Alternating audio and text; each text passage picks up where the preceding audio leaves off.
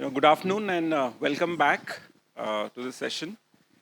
Um, when usually these sessions start, uh, the person who's sort of introducing will say ki, uh, this person needs no introduction, right? And after that, they'll introduce them for 5 minutes. Um, so with Anurag, especially when we are in the Wipro Foundation's Education Partners Forum, and that too at the Azim Premji University, it is quite literally true. However, having said that, um, hear me out. Having said that, for the benefit of our friends who have joined over the last 6 months to a year's time, here is a really brief sort of bio, of Anurag. But what I want to do, Anurag, is that given we have only 1 hour, I just want to make sure that we are utilizing every single minute of your time that we have here together. Right, so I'll dive straight into the questions. But before I do that, let me very quickly explain what we have done. See, we've received somewhere around, I think, 80, 85 questions for this particular session from those of you who registered in time. And of course, we couldn't address all of these in the short session. So what we did was that we tried and categorized it in some particular themes or topics, right? And what I'm going to do is that I'm going to bring up, say, about 6, 7 themes or topics that I'm hoping that will cover about 60, 70% of the questions. We'll try and do this in about 40 odd minutes, and after that, hopefully we'll have about 15, 20 minutes for, depending on time, maybe 1 or 2 rounds of live questions as well, so that we can take those, right? Does that sound fine to everyone? Yeah? Okay. All right. So Anurag, let me start with the easiest question first. Huh? And I want to read this out word by word, right, without any change. Right? So it's, which is, why is that capacity building efforts are only towards civil society organizations? Most NGOs in any case are culturally built as learning and development organizations. I believe it is the donors that need capacity building. Yeah? Yeah. And she's not done. She's not done. This is just the first stab, right? Right? And then she says, particularly the CSR donors, so the philanthropies and HNIs, she's giving them a slightly longer lease. Huh? It's the CSR donors like me who have to be particularly, but any efforts towards that. But on a more serious note, Anurag, you have spoken and written about this thing quite a few times, right? That what the donors do, don't do, what they ask for, don't ask for, has a profound impact on the larger ecosystem. And what they do, don't do, in turn, is shaped by the beliefs, the worldview, the perception, the notions that they carry about social change, right? So my question to you is in 2 parts, right? What are some of the notions and beliefs that grant makers hold that seem to be doing more bad than good? And you mentioned that. It seems that the normal curve is being pushed more towards the direction of the bad rather than the good. And what, in your view, can be done to change things for the better on this front, so that grant makers such as me build their capacity to be more effective?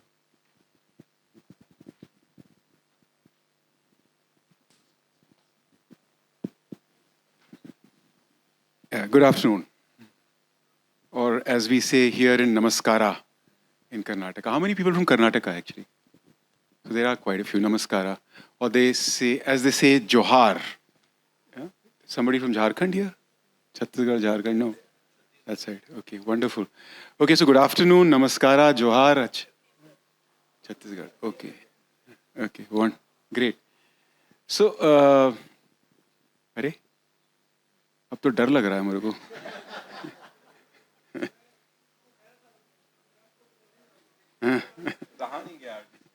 रहा नहीं गया. अच्छा, तो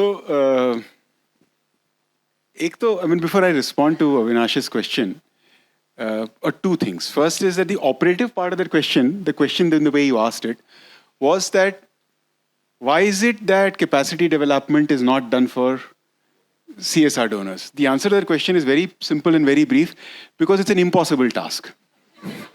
It can't be done, right? So that's why it's not done. The other thing that I wanted to start off with is that I don't know whether, I don't want to put Avinash and PSN and Supriya and others in this awkward position.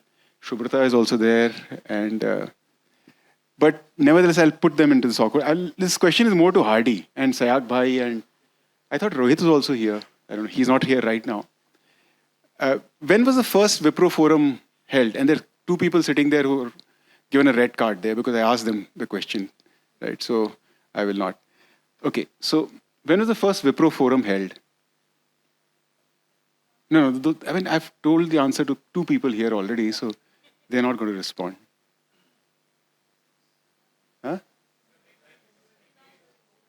Hardy will remember. He's forget. Huh? Yeah, he's got it. I mean, he better get it because he was there. Right? So it was in 2002. So it's 22 years since we started, and we've held it actually every year, other than the COVID year, and also, in fact, if I recollect, till about 2005, we used to do it 2 times a year. Isn't it? 2 times a year we were doing it. So it's quite remarkable. Huh? I mean, Shobhita was telling me that it's quite remarkable that we are here where we are. Because when these guys were studying, and many of you are alumni, right? So most of you would have studied in PES, and that we are sitting in this room and this kind of a place after 14 years when we started, and of course 22 years since the forum. It's quite remarkable. Huh? So it just speaks of that if you stay with something, one is that you can stay with something, right? First is an important thing that you can stay with something. We've stayed with it for 22 years. And second, when you stay with something, something big happens, right? That's what we've seen. So to go back to your question,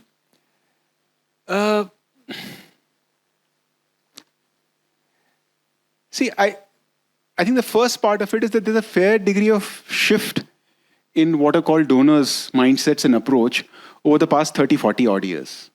So my comments are more applicable to the past maybe 15, 20 odd years, and they're not so applicable to pre-2000 and so on and so forth, right? So I think I've written about this. I mean, basically, donors are behaving in a manner by which donors are playing the most important and active role in making the social sector more fake and flake, right? So more fake and flake, and being fake and flake is a sort of a normal curve. So fake and flake is an XY axis. You can imagine flakiness as the Y axis. So flakiness to authentic, flakiness to solid, and fakeness to authentic, right? But the way the donors are behaving or have been behaving over the past 15, 20 years, they're basically making the social sector more flake and more fake, less authentic and less solid, right? The CSR laws don't help in the matter, right? The CSR laws are further making things worse. But that the CSR laws are what they are also is a manifestation of this kind of a mindset, right? Because if the world of donors were to get together and were to really go after it over the next few years, things can change. And why does it happen? I mean, in some senses, it's very simple, because one is that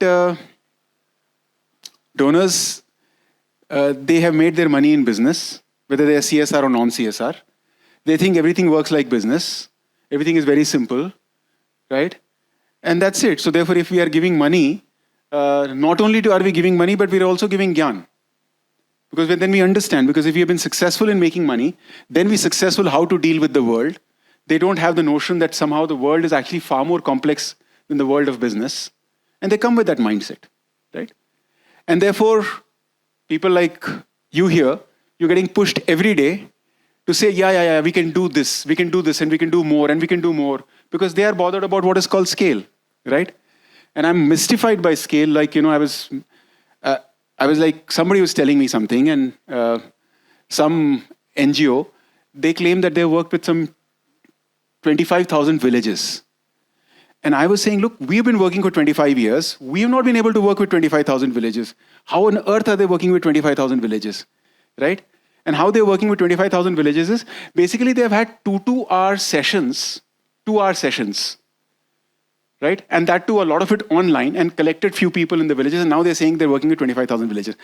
Now, this is fake, right?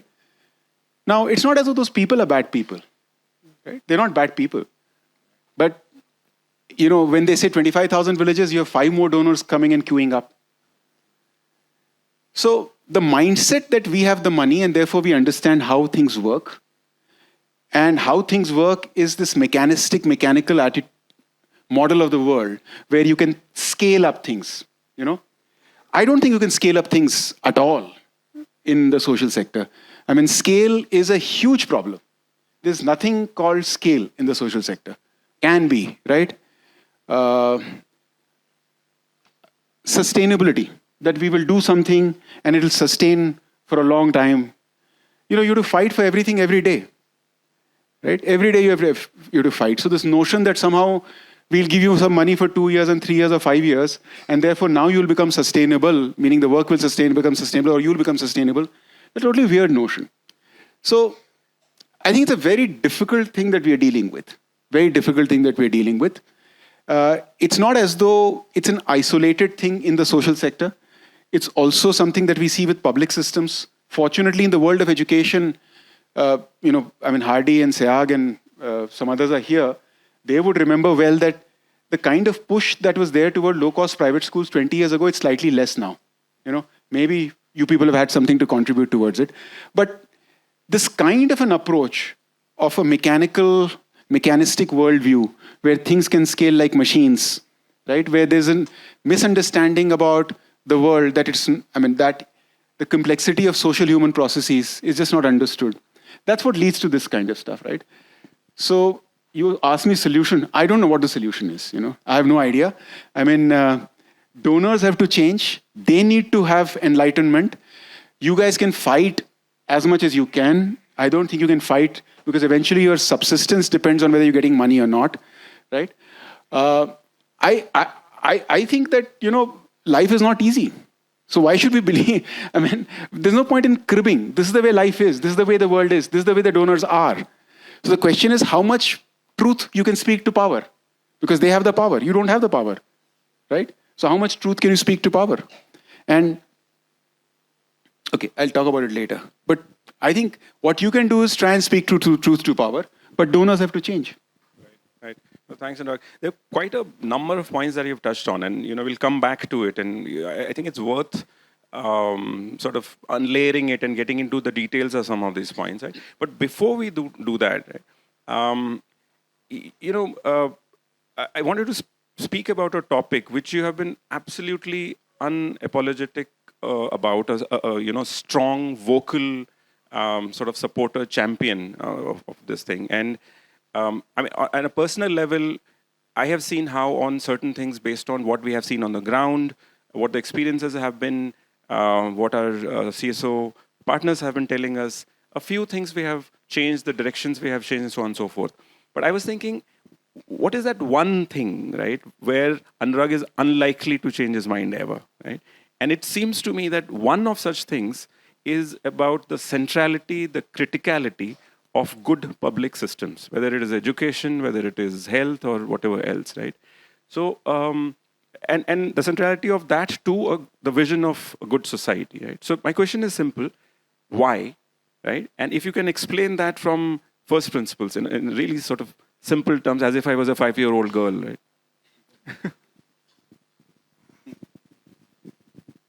So, at the end of it, we've lived to live together, right? We have all to live together. And when I say we live together, it is not just us, no? There are people that we differ from, people we hate, people we love. So we have to live together. The question is, how do we live together, right? How do we live together? How do we, move forward together? I think that's perhaps one of the most elementary and most important questions of life. And I won't go be as as far as saying that all, but pretty much all the strife that we see, pretty much all the problems that we see, do arise from this whole thing of how do we live together, right? And when we're living together, then it becomes a question of what is a good for all. And it's not what is good for me, but what is good for all, because we have to live together for the good for all, right? Now, if you have to live together for the good for all, what are we doing to try and make that happen? What is the method of making that happen? I mean, if it's just about my selfish interest or your selfish interest or that of the, let's say, Azim Premji University, then it is okay, kuch bhi kar sakte hain, theek hai? But if you have to live together, and that notion of we is an ever expanding we. This notion of we would not have been there the same 500 years ago, right? I mean, it may have been one sort of kingdom or whatever it might have been, mostly a village, mostly a smaller community. But the way we has expanded over the past 200, 300 years, we have to live together. We have to live together for good. So what is that underlying thing, that underlying structures, mechanisms that actually can help us live together for our common good?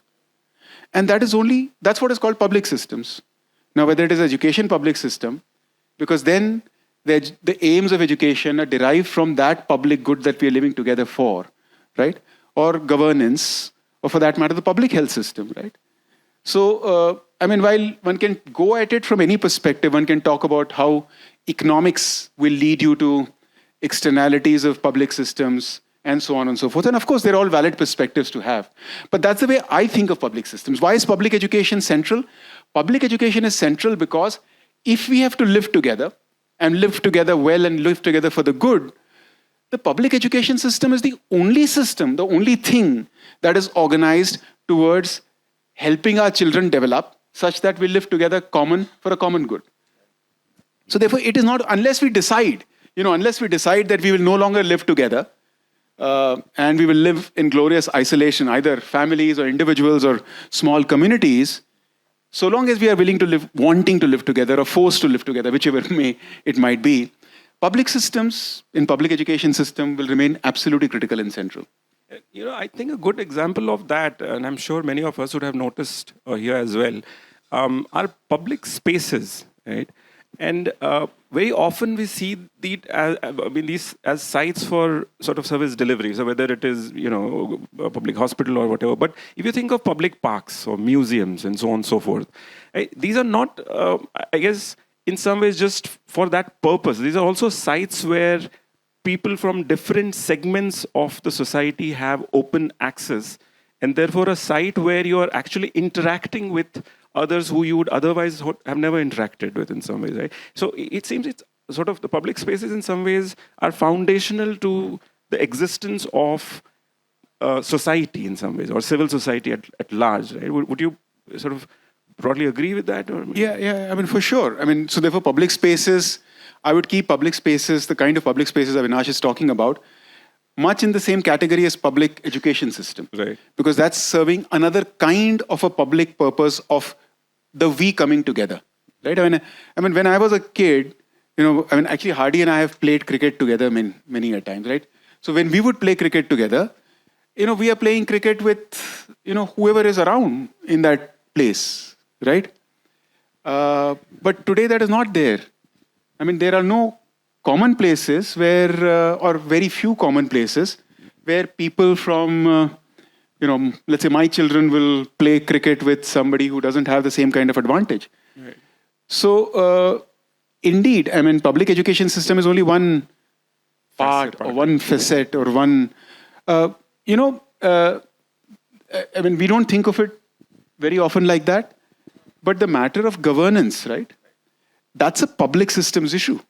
I mean, we are not engaged. We have vacated the public space of the panchayat or whatever, right?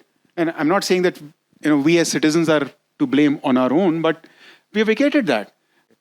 So I want to take a slightly, continuing with that, right? And the question of if this is true, if we all agree that engagement with public systems is the right way to go about it, then the question comes of how. And in that, just as a quick background again for those partners who've joined recently, Azim Premji Foundation is somewhat of a unique sort of entity in the sense that not only does it do grant making, I believe there are about 950 to 1,000 grantees that you have right now, but it also has a fairly large and strong implementation arm, right? And when you say that you're working with X districts, etc., it's not just PMUs and district magistrate offices, etc. In fact, most of the staff are at the level of schools, clusters, blocks, and so on. And at a sort of personal level, you and of course the team has also been involved right up to the level of policy making and etc. Right? So there are again two parts to this question.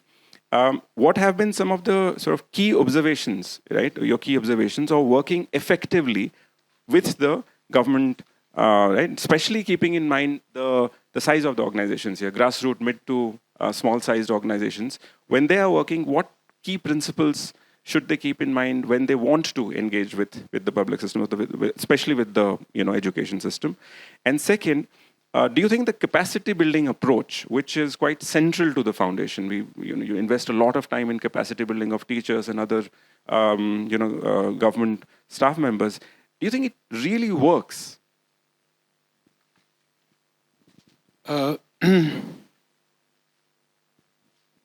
See, I feel that, in the way you led to the question, it's useful for me to point out or emphasize the break that is there. It's not at least in my head, it's not from here we went to here. And the reason is the following. We were talking in the earlier part, we were talking about public education or public systems. Now we are talking about how do we work with public systems, right? I think therein lies a deep complication, which is that the notion that we can work with, we meaning civil society organizations, they might be the size that we have, they might be a really just a startup organization, very capable people, committed people, but small, 2, 3 people, 5 people, whatever, doesn't matter. Whatever be the size, it doesn't matter. See, I think we are all too small to think of the idea of working with public systems.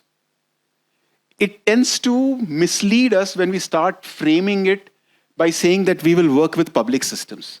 That's what I think misguides and misleads us to saying, oh, now what are we doing about capacity? Now what are we doing about curriculum? What are we doing about policy? Let us scale up. Let us do this. I think the first thing that we've learned, and I'm talking about ourselves, you can interpret for yourselves, we are not big enough, we are not capable enough to work with public systems. We can't do it. We have to choose to figure out with what part of the public system, what micro part of the public system we'll try and work. And that's the first, and in some senses, the most important learning, right? So that's learning one. So I think are we all wanting to try and contribute towards strengthening, improving our public systems? Absolutely, that's the objective. There's no question. But we have to understand what is that small bite of the elephant that we can eat. We can't even imagine the elephant, right? So I think that's to me the starting point, right? The second thing is, and these flow from each other. The second thing is, don't try to scale, right? Don't try to think for yourself that, don't try to think for yourself that, okay, now I'm doing 5 blocks and 7 blocks or 5 schools and 23 schools, and let me do this more. Please don't try to scale, we have to, and we'll come back to this particular matter. The most important thing is that do you have the expertise to be able to do something? Most of you work in school education, and one of the problems with school education is that everybody thinks that they have expertise in school education, right? School education expertise is a deep issue. It's very hard to develop it, right? And one has to just stay with that. So having expertise is critical. The belief that you have expertise, which is very often misplaced, it has been misplaced. I can talk about our organization, no? So, if we are working in 59 districts equally, I don't think we have the same degree of expertise in all the 59 districts or across the same blocks. In many places, we are still very novice sort of led, novice driven.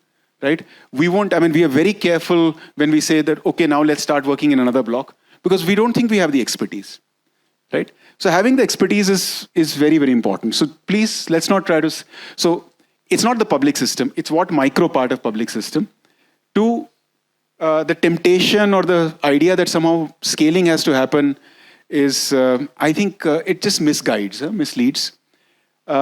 Three is, what is actually our expertise is a critical, absolutely critical question. Four is that we should remember that many things, or very many things in school education are a part of our country's overall political governance, economic landscape and culture. We can't do anything about it. There is nothing you can do about it. There is nothing governments can do about it. So to start saying that no, I mean, that somehow we'll make teachers accountable, whatever accountability means. I mean, I have great objection to the word accountability in the way it's loosely used, but whatever accountability means, there is no way you're going to make teachers accountable. Don't go down that path at all. You have you meaning? I'm talking about not just you people here, I mean, not us, but I'm talking about governments. I'm talking about the Prime Minister, right? You can't do it because when you say something like that, what we have to understand is that's an inherent set of characteristics of our socio-political culture of this country, right? So how are you going to make it happen? So lastly, before you pick up the mic again, so therefore my advice is, which is what David Horsburgh said to in this beautiful interview that he gave to Tinkle. Tinkle is a magazine that most of you would not even have heard of, maybe not.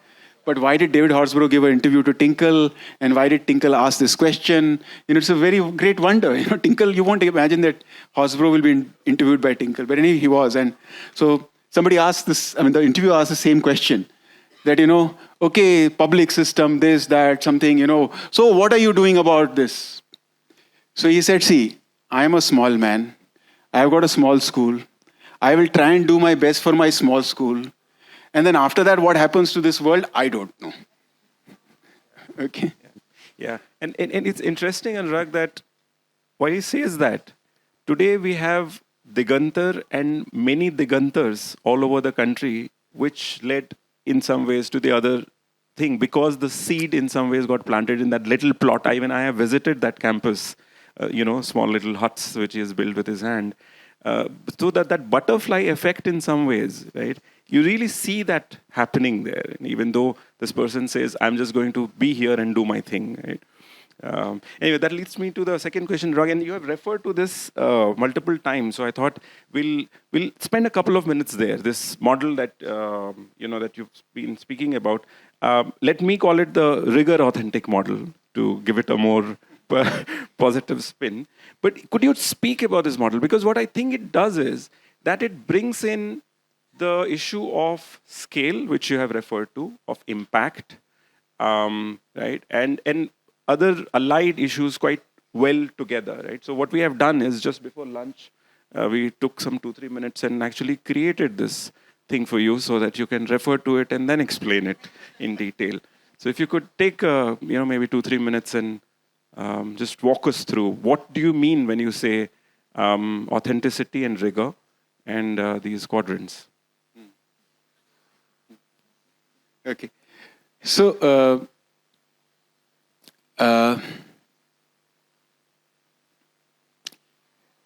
you can see authentic and fake, and flaky and rigorous, right? Yep. So, it's not very complicated. Huh? There's no some great concept here. The words mean what they mean in colloquial English. There's nothing more than that. It is, see, every one of you look at your own work and look at people around you, you will recognize this. And we'll recognize it in ourselves. So, Azim Premji Foundation also is not some paragon of virtue which is sitting at the top of on one there, right? We are also fake and we are also flake in some ways, in some places, in some ways. I think, let's just take the rigorous and fake. Rigorous and flake, right? So rigorous, what it means, huh? I mean, are you actually doing things with the fullest conscience that you have and the best possible commitment and ability that you can bring to actually try and make a difference to what you're really trying to make a difference? And accept the things that the way they are. I mean, if difference is not being made, difference is not being made. If you don't know how it is, why it's happening or not happening, you don't know why it's happening or not happening, right? Rigor emerges from that. Rigor is every day trying to understand and do things a little bit better. That's what is rigor, no? I mean, every day understand, and in level of great detail and great specificity, not in some generalities and abstractions. And education sector is unfortunately, it is rife with generalities and non-specifics, right? So how do you do that? Every day improve, every day they get into the detail. At the end of the day in school education, everything else is irrelevant. Huh? Everything, what is relevant is, are children learning better? And if children are not learning better, what's the point of working, no? What's the point? So, it's such a simple thing, no? So to be able to ask yourself that hard question, that very hard question, that is it working? Are children learning better? And don't delude yourself by talking about ideologies and principles and neoliberal conspiracies and God knows what all we blame here and there, right? And all that we are able to blame because we are not willing to be rigorous enough to say, look, I will take responsibility for this small thing. So the easy thing is, I want to scale up. I want to set up a PMU. So in my dictionary of 10 worst phrases, PMU will figure somewhere, right? So I will set up a PMU. What are you doing with a PMU? Basically, people who run PMUs are making PowerPoint presentations for officers, right? Most of them, that's what they're doing. So rigor to me is that, which is every day are you asking the same question and trying to improve and being totally honest that are you really contributing, right? That's the basic thing. And not giving yourself excuses. Authentic is then being able to say that clearly and candidly to everybody, right? That yes, this is the way it is, or this is the way it is not. I don't know, right? I don't know. Authentic is not just because the donor wants. I am mystified by these things. I keep hearing from NGOs, we work in 7 states, right? We also work in 7 states. Now, okay, we work in 100 districts. Well, man, we work in 59 districts. How do you work in 100 districts, right? I've got one person in each district. Are you really working there by having one person in a district? I mean, we find in a block which has, let's say, 300 schools, 250, 300 schools, we find it difficult to work with 5 people also. 5 people seems too less, right? So rigor to my mind is that. Authentic is being completely clear with yourself, with others, that this is the way the reality of out there is, right? And to go back to our the first part of the discussion, I think, and donors, I'm not saying donors are bad intentioned people. They're all good intentioned people. But donors are basically saying scale up, show change quickly. So what are they saying? Scale, speed, and sustainability. Right? 3 things. And none of those things happen. None of those things happen. And so therefore, you're compromising on the rigor because, let's scale, let's do quickly, and let's show sustenance. And then you are giving spiel, or they're wanting to listen to the spiel, which is essentially about fakeness. Right? So that's what is happening. And just to be clear, I'm like I said, this is some kind of a normal curve, and this is a continuum. I mean, everybody is somewhat of this, somewhat of that. It's not as though I'm saying that if some people are bad people and some people are good people. It's nothing like that, right? So, I mean, you spoke about 2-3 different things that sort of come together in this model, right? I mean, there's this scale thing, there's this time scale, there's the impact as well. Very often you are asked for impact reports, this and that, and so on. particularly on sustainability though, and a lot of it, as you were saying, it was donor driven, but particularly on sustainability, um, this idea that nothing is sustainable, right, is, while it might be true, it seems very daunting in some ways, right? And the reason I say is that many of us spend our lifetimes doing this, 20, 30 years of dedicated, sincere, hard effort, right? And here you are sitting and telling us, some of us, that you're doomed to that life of that, I forget the name, that Greek legend, right? Of that Sisyphus, pushing the stone up the hill just to be brought down, and then back again you push, and So it's a little heartless. Give us some hope.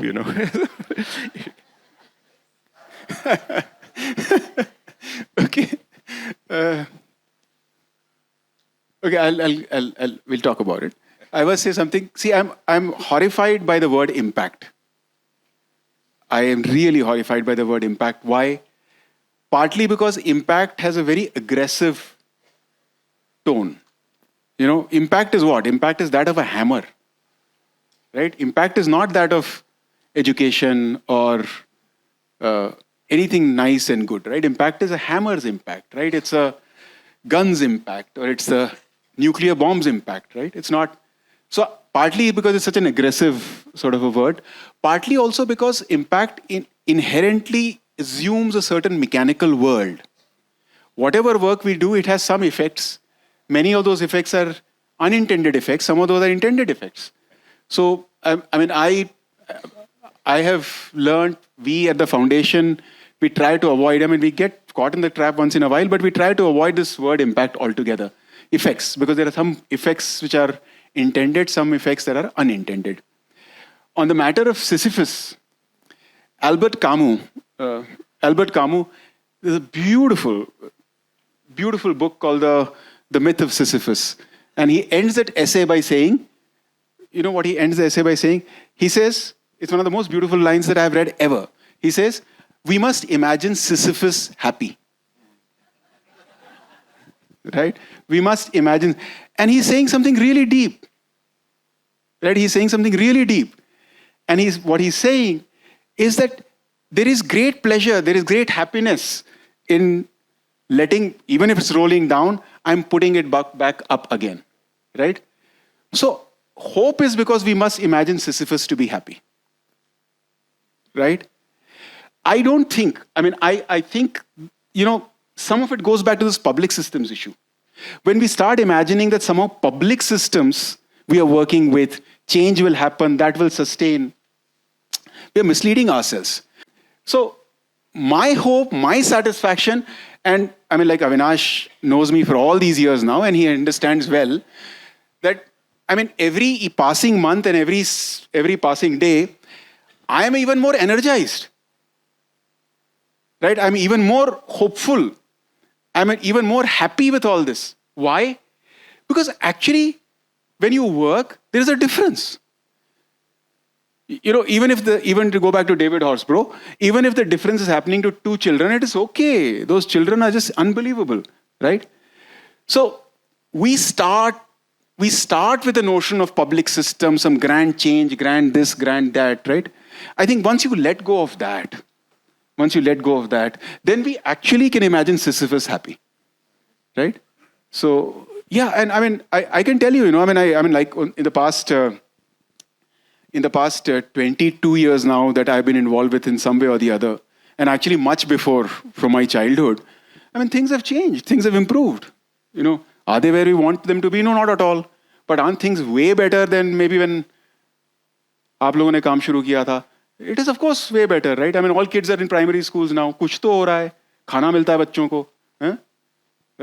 Yeah, आप लोग सब यहाँ हैं, right? It's a huge difference from the world we have seen. Right. Yeah.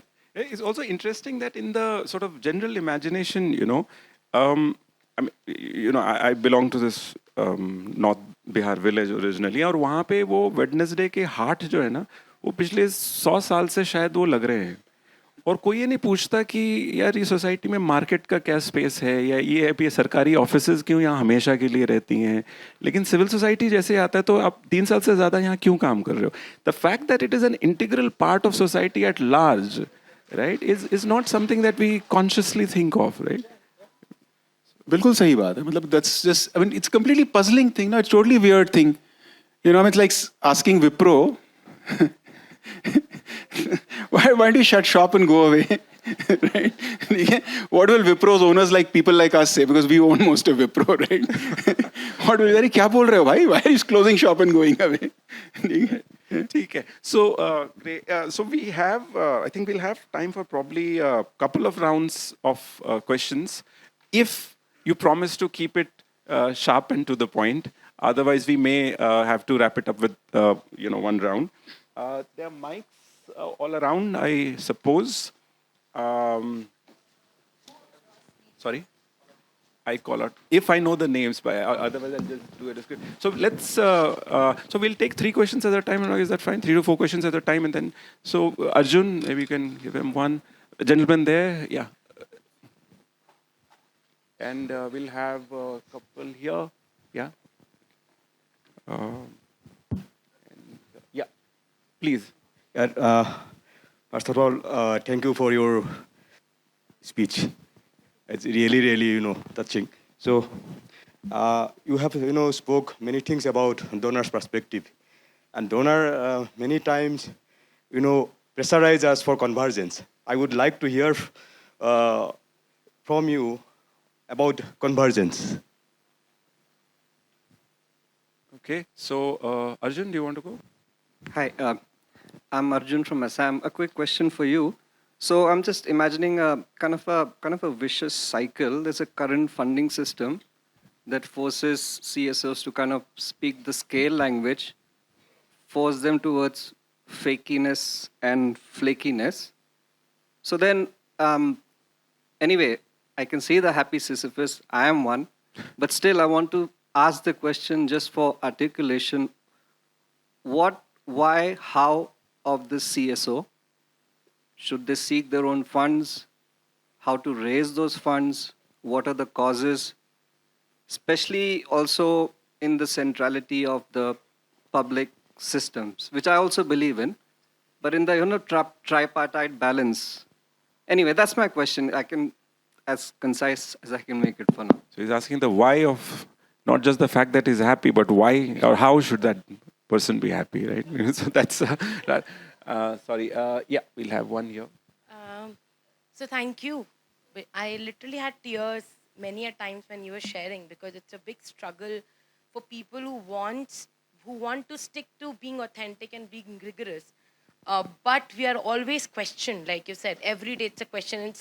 It's easy to say don't crib, but when you're into that and when people come from outside, like I work in the red light district in Delhi, and I claim it on face to everybody कि किसी सरकार की बस की नहीं है कि कोठे के अंदर घुसकर वो काम कर सके. When COVID happened, सरकार contacted us कि हम एक औरत के पास नहीं जाएंगे. We will give you a car. So DM car used to pick us up because उनके बस की नहीं है कोठों में जाना. But still, even after 14 years of being rigorous and being authentic, we are struggling with paying salary for the next month. And that's when the question came on the founder especially, कि what are you doing? I mean, तुम्हारी संस्था तो कुछ कर ही नहीं रही है. And then that's a question जो लगता है कि क्या सच में we are not doing anything, or are we doing something really wrong that we are not able to, sustain what we love doing it? So that's a question on scale, on how to deal with this. I mean, I still figuring it out the answer. आपसे शायद बात कर सकते हैं scale के बारे में, but the world only asks for scale and sustainability. Yeah, noted. Thank you. One last question before we go with the answers. Himangi, do you want to go? Hello. You talked about the public education system, right? हम भी मानते हैं, हम भी उसी boat के साथी हैं. पर उसी समय you are saying that we are not big enough to work with the public education system. हम स्मॉल पार्ट्स से में स्मॉल यूनिट्स में हम यूनिट्स के ऊपर हम फोकस करना चाहते हैं. तो मेरा ये सवाल है कि अगर if you are not considering yourself as a big enough entity, और हम लोग जो है कि हम सच्ची में हम लोग मानते कि हम छोटे हैं, तो कितना बड़ा होना चाहिए पब्लिक एजुकेशन सिस्टम के साथ काम करने के लिए? How big enough one should B.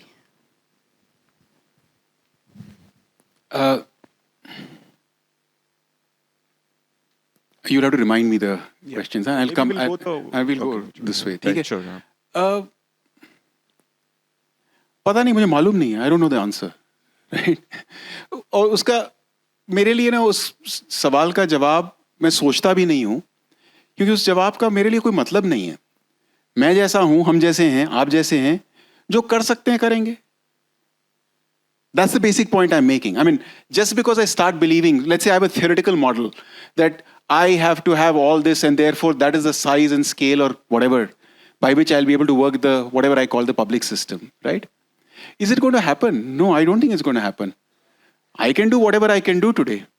So I am very strongly urging everybody, not just here, everywhere else, that why do we need to get into these kind of questions? They're not very relevant to us. They're not very relevant questions to us. I mean, if you are working in a panchayat and if you, in the panchayat, if there are 4 primary schools and 1 middle school, and that is all you can work with in the public system, that's great. That's sufficient. Why should we think of anything else? That's what I'm urging. The notion that somehow we get, that the idea that we should be working with public system, therefore we should be doing this, so that is required. I'm urging everybody to guard against that. Whatever we are fine. We will just do whatever we can. Let's do what we do with authenticity and rigor. That's all I'm urging. Linking to the point you were making earlier about taking a part, I mean, it still can be the system. It's a bit like, is it an ocean in the drop or a drop in the ocean kind of a thing, right? You're still working with the system, but you're identifying a particular part, and that's where you're putting your rigor and your authenticity. Correct. I'll come to, there was a convergence thing, right? I'm sorry, what's your name? Yeah, Ajay. Jayant, I'm really sorry to disappoint you. I don't understand this word convergence. Huh? I have no idea what they keep talking about. I have no clue what convergence means. The government keeps talking, not the government, many people in the government talk, many donors talk, convergence. कुछ नहीं होता है convergence. ये convergence वजह कुछ चीज नहीं होती है. ठीक है? हम लोग एक ही गांव में काम कर रहे हैं, हेल्थ का भी काम कर रहे हैं, लाइवलीहुड का भी काम कर रहे हैं और शिक्षा का भी काम कर रहे हैं और पंचायतों के साथ भी काम कर रहे हैं. ठीक है? वो उसका क्या कन्वर्जेंस हुआ हमें कुछ समझ में नहीं आता है. ठीक है? वो हेल्थ का काम अलग, वो आशा वर्कर और वो चलता रहता है अपना कुछ, वो टीचर का कुछ चलता रहता है और वो सरपंच के या ग्राम सभा में कुछ चलता है, वो अलग अलग चलता रहता है. I don't understand what convergence means, right? If convergence is some very very over simplified thing saying कि भाई चलो आप जिस इलाके में हो वहां पर जो कुछ कर सकते हो करो. If that is what convergence means, it's fine. But otherwise, what does convergence means? I have not been able to understand really, right? So, like I've been urging you to avoid the matter of scale, my recommendation is to avoid this matter of convergence, right? I want to say, I think both Gitanjali and one thing I want to say. See, I mean, let's ask the question, what can you do? Huh? What can you do in this entire atmosphere? Right? And the answer to that question I have as a recommendation to you, it arises from 2 kinds of things. One kind of a thing is, see, unfortunately, we have to accept reality the way it is and not the way we wish it to be. Right? The reality is like this, donors behave like this, money is with them, they will ask for scalability, speed, impact, all kinds. That is the reality. I mean, we can crib about it, we can feel angry about it, but that's the way it is, no?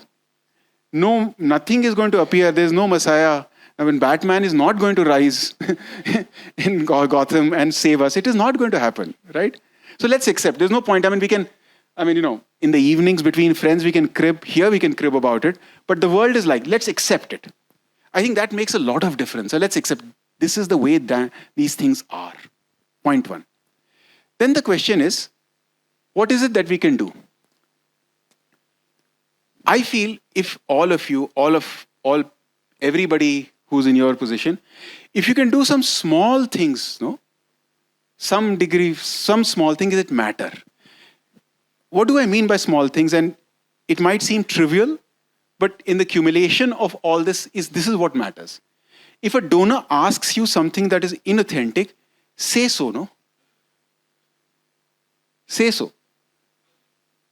don't keep quiet. And of course, saying so doesn't need to mean that you need to be rude or sound preachy or sound somehow I mean, give that person the full benefit of doubt of having good intentions and being a good person. But at the same time, don't back off. Right? When I talk like this and when I write like this, donors tell me कि तुम तो बकवास कर रहे हो. क्यों? क्योंकि हमको तो एनजीओ वाले कहते हैं ये सब ठीक है. ठीक है? तो all I'm saying is that the very simple, very basic thing that you can do, that any time that we come across this, right? Can we make just this small effort and say कि नहीं, ये ऐसा नहीं होता है भाई, नहीं होगा. आप कह रहे हो ना कि हमने 10 स्कूलों में अच्छे से काम किया है, अब हमको आपको तभी डोनेशन देंगे जब वो क्या आप 4 ब्लॉक में काम करोगे. You have to be able to say नहीं होगा भाई, आपको थोड़ा और पैसा यहीं काम करने के लिए दीजिए हमको, तभी काम होगा. तो I think I want to go back to that issue of authenticity. I mean, every small effort to be authentic in such a situation is a small, gentle nudge towards making things better, right? You can't do big things. I know that, man, what will you do about, this kind of affair, you can't do big things. But these small steps, these small nudges matter a lot, right? They just matter. People like me, I'm not alone in speaking like this. I'm not alone in these beliefs, right? I am not unique. We are not unique. The Azim Premji Foundation is not unique. There are people like us in the social sector, people who are donors, there are people like me. I think the role that we can play is, aside from the fact that we should not be doing such silly things, right? Is we can validate what you're saying, right?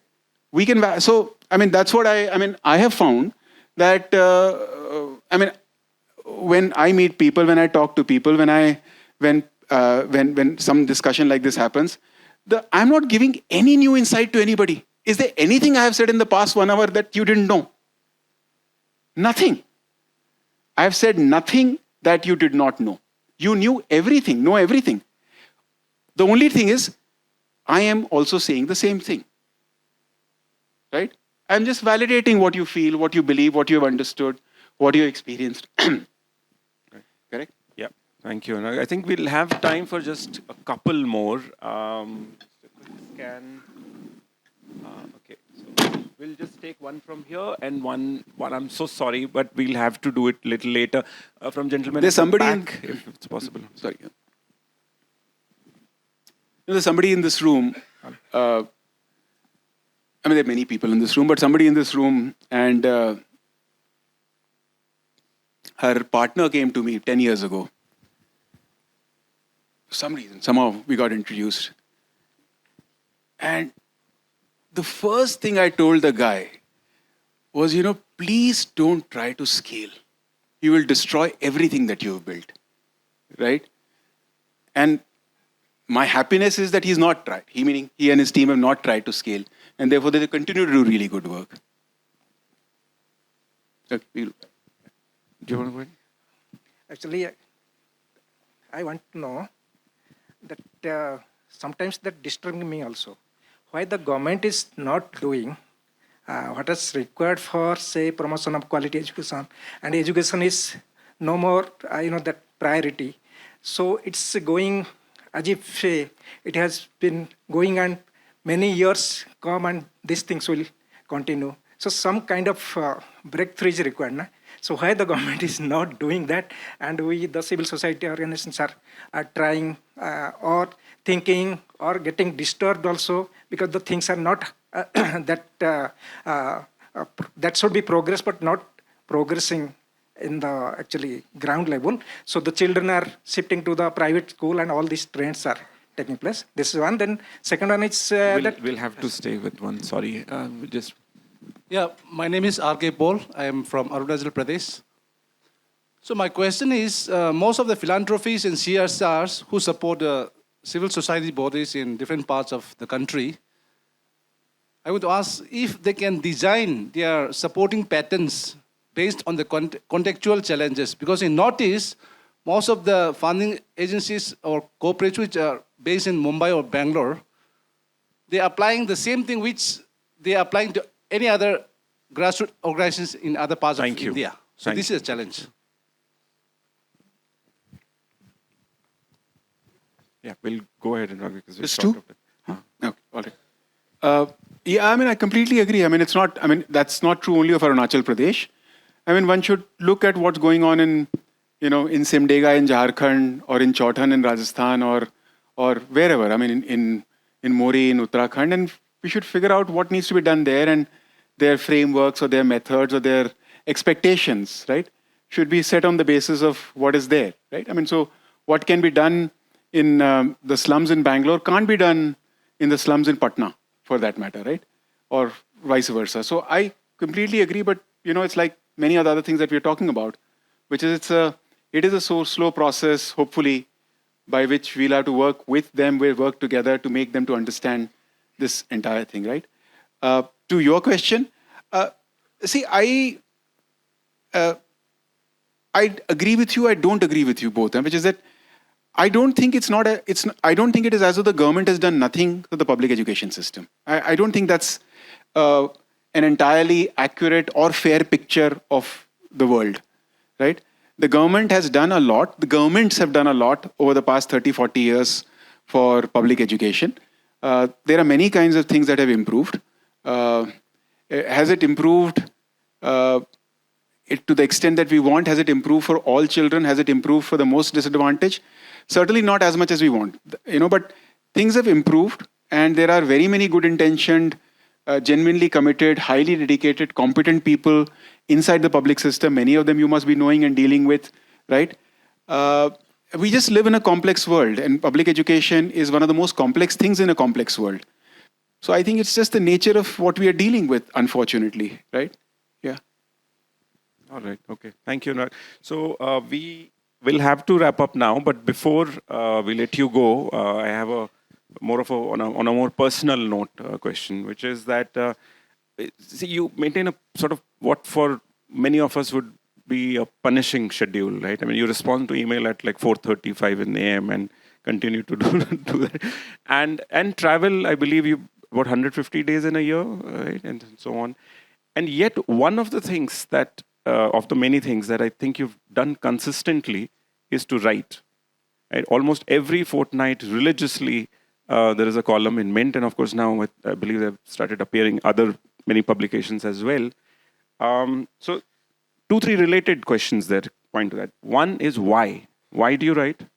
Second, if possible, briefly on how do you manage to do that with all the other responsibilities and you know the sort of the claim on time in some ways that you have, and also you know when you're writing, one notices that you're not just writing from one mind to another mind.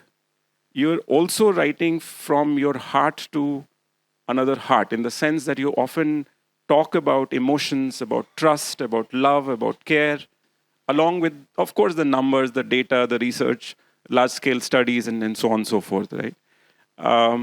So why? People typically are fairly cut and dry because, you know, it's the data that speaks. And interestingly, even your book is named accordingly, The Matter of the Heart.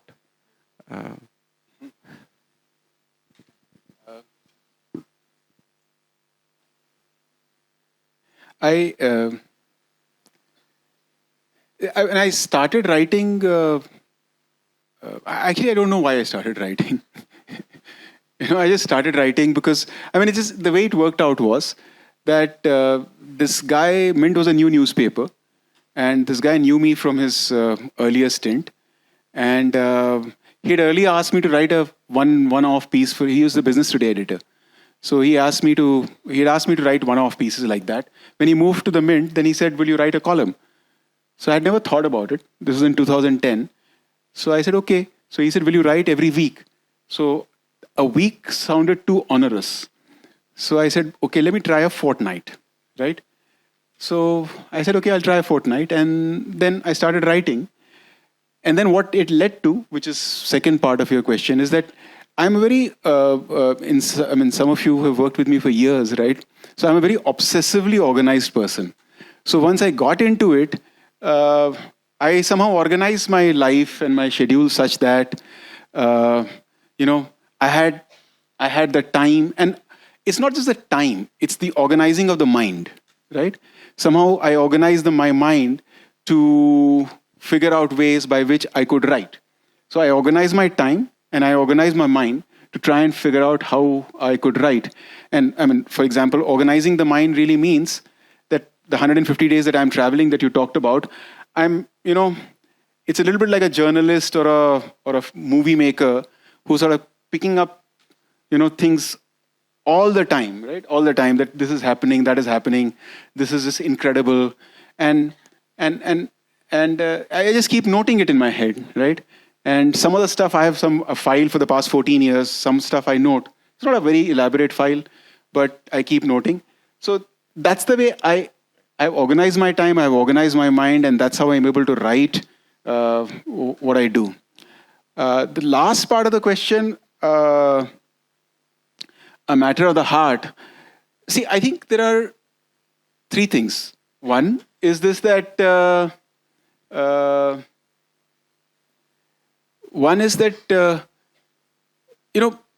I don't think facts change people. I don't think so. I mean, I don't think facts change people. We can keep talking about facts of all kinds, but facts don't change people. My objective is not to inform people. My objective is, to the extent possible, to whatever little possible, with this small writing that I end up doing, can I somehow influence some degree of change in people, to believe that public education is important, or to believe that there are good teachers in government schools, right? Or to believe that you can do or to believe that Sisyphus can be happy, right? So that's what I want to do, which is why I try to write the way that I write. I'm not a professional writer. I am somehow figured out a way of writing which attempts to do that. And a matter of the heart, because I have learned that education is a matter of the heart, right? So we can say anything and we can say many kinds of things. And that phrase comes from a meeting that Hardy will not remember this, but it is a meeting from where Hardy was there. I distinctly remember this. And I was there, and I don't think Seag Bhai was there. There were at least some people who were there. And something happened. And my father, who was also there in that meeting, he said that I forget the first line. What he said is, at the end of the day, what's true is the heart of the matter in education is that it's a matter of the heart. So that line has stayed with me. And the more I've got into education, the more I've realized that is true, right? And in fact, a large part of the problem about the scalability, sustainability, all of it comes from a misunderstanding of education. And if you understand that the education is eventually a matter of the heart, right, then all this actually vanishes. Then you start understanding that why you can't scale, why, if you're saying you will change public systems also, even public system will change only teacher by teacher, right, or classroom by classroom or school by school. It is not going to change in some grand design. लेकिन वो एक teacher के साथ अगर कोई काम करता है, दिल लगा के काम करता है, तो वो बदलता है फिर. ठीक है? So that's why. Thank you so much, Anurag. Thank you. Absolute privilege. Yeah. So before we close, as many of you know, we have been running this sort of publication. It actually started as a small little newsletter during COVID times, and as Anurag was pointing out, and we actually spoke about it yesterday as well. What is it that we are doing and why we are doing it? The role of power, the role of wealth, and so on. And we spoke about fraternity and the associated values, right, of love, of care, and etc. And in some ways, what we're saying is that while all of these have a role, it's not that wealth and power and they don't have a role, but certainly there is also a role of care.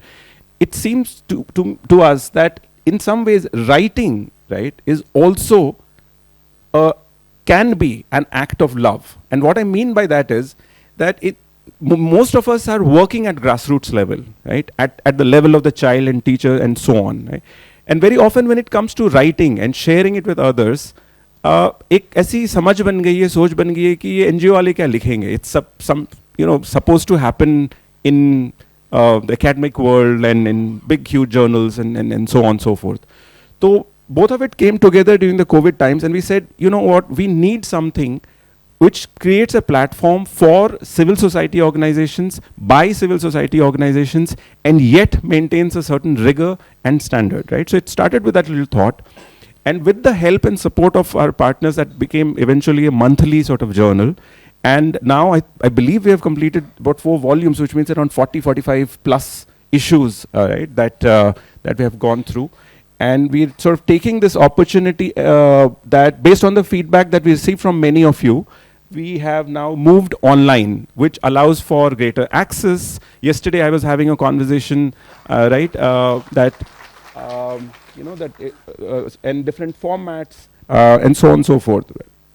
So just very, very quickly, about 45 plus issues are being published. And what we are especially glad about is that many of these issues have been guest edited by our partners, right? So it's, in that sense, it's not a Wipro Foundation sort of a publication. It's owned by many others, and I'm quite delighted that many of these organizations are here today with us. And I don't think I have any hesitation in saying that these 7 issues are some of the strongest issues out of the 40-45 that we have published till now, right? These are just some quick feedback that we keep receiving on email, and that keeps us going. It is quite a painstaking work, as those of you who've involved in publication process know very well. So to just hear from some of you guys every once in a while, this is one of the more recent ones that I believe Arjun you had sent some 3-4 weeks back, right? So. Right, okay. So before, no, we will not go there. Huh? Before that, there is an important thing. So if I can invite the organizations who have guest edited some of the issues as representatives of the larger partner network, ArtSparks, Nature Conservation Foundation, Prayog, Vidya Viday, Kanavu, Pyjam Foundation, Vikram Shila. If all of you could please come here. And of course, the incredible team at Wipro Foundation as well that supports the back-end process, right? So we have Sailen, Astha, Chirag, if you guys are here, and the education team, Supriya, Krunal, Teju. So if you could please briefly come here. Anurag, if we can ask you. Rishabh, if you are here somewhere, if you could please do the honors of a digital, it's a digital sort of ribbon cutting, right? Following the sustainability principle, just one. Okay, so we are good to go. You just have to click here, and hopefully it'll work. We don't know.